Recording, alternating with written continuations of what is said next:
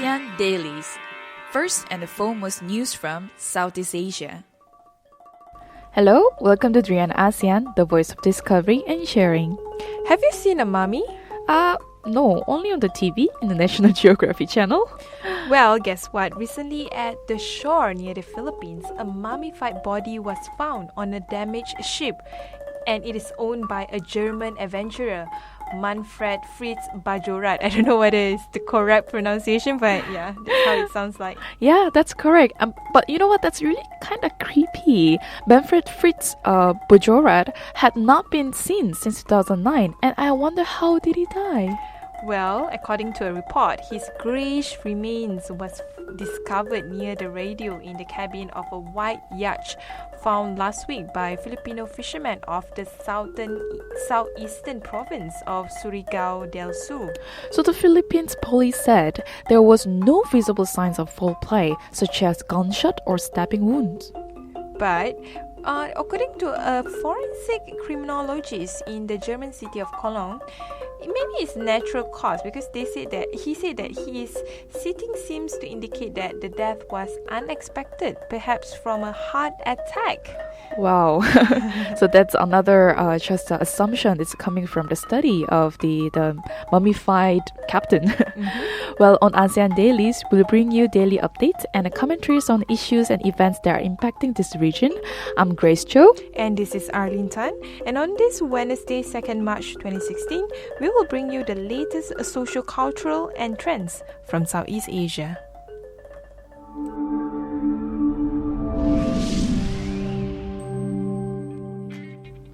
Our top story today, Indonesia tells Google and other tech firms to pay tax, all risks being blocked. Want to open your tech business in Indonesia? Well, I think we all need to pay those taxes to Indonesia. Oh dear. Well, on Monday, Indonesian government officials announced that internet-based companies will risk service blockage unless they obtained permanent establishment status and pay up taxes. Well, global internet firms which have Indonesian users must set up some form of a local presence, such as a registered office, and this will allow government to impose taxes on them as well as enforce its content restriction. And these new rules will be implemented regarding streaming and the messaging providers in March. Social media websites will also be impacted. According to Communication Minister Rudia Tara quoted, Google has an office in Indonesia, but digital age transactions do not go through that office. That is why they are looking to straighten it out. Right. Well, the implications of this new suite of laws could be significant as the Indonesia population dominated both Google and the social media sites' user base. In fact, Indonesia is considered Twitter's capital. I didn't know about it. And it's home to the world's fourth largest number of Facebook users. That's a large number we're talking about. Yeah. And the threat of reduce the bandwidth or complete blockage is a serious one for tech companies.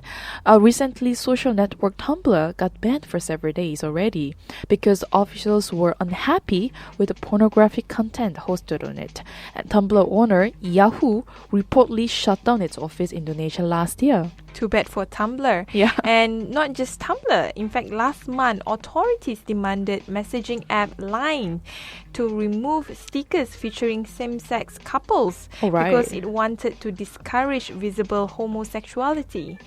And Line ended up removing the related stickers and posted an apology on its Facebook page. It's quite strict. And the Indonesian government cashed in some $800 million in digital advertising revenue last year.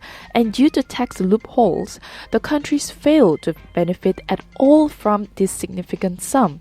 This is why they're justifying the improved tax law. But officials are also saying that this is meant for consumer protection and leveling out the playing field and to allow Indonesia to be more competitive in the global market. Right. Well, but let's move on to the next news on the economy. So power rental market in Southeast Asia to boom following the increased demand from the utilities and industrial sectors through 2020. This was highlighted by Technavio, a leading global technology research and advisory company. So Technavio report covers detailed study of product types such as diesel, gas, hybrid generators, and the revenue and growth patterns of the market.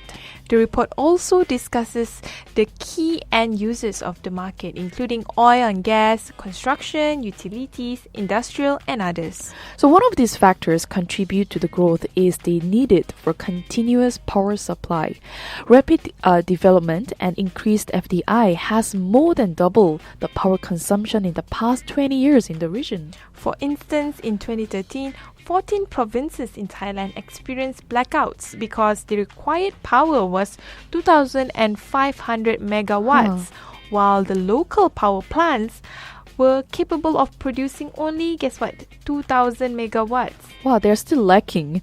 Well, also a lot of ASEAN governments are looking at achieving economic sustenance through the industrial development. Hence, there is an increase in infrastructure activities and spending. This has resulted in peak hour supply constraints, which compel power companies to rely on temporary power generation sources such as rental to cater the growing demand. But besides that, many industries require constant power supply, yet some industries in Southeast Asia are located in remote locations. They are not yet connected to the grid and have poor T&D infrastructures.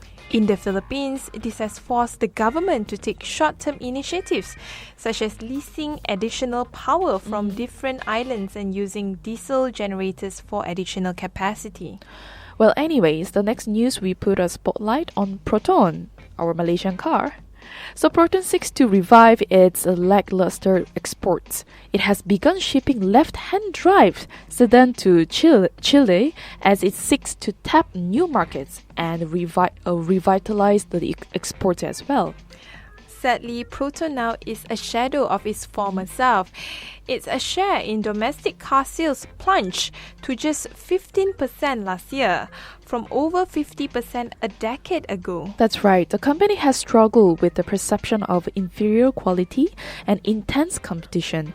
Exports have been poor, at averaging about 5,000 units a year, or about 5% of its all total sales only. Proton's chief executive Harith Abdullah said that the company hopes to sell 1,000 cars in Chile this year. He said a free trade agreement signed between Malaysia and Chile in 2012 grants Proton a 6% exemption in import duty. So Abdul Harith admits that the growth of the brand will take many years, especially in fixing its current bad reputation in the car market. I'm not surprised. But as part of the efforts to boost sales, Proton is building a series of new engines with higher fuel efficiency and lower emission, which will allow it to meet more stringent regulations in the European countries. But to be frank, perhaps Proton should focus more on fixing the domestic business before conquering the world, maybe? Or perhaps it should restructure its business and focus on the green economy. Climate change and renewable energy are hot on the future platter. That's very true.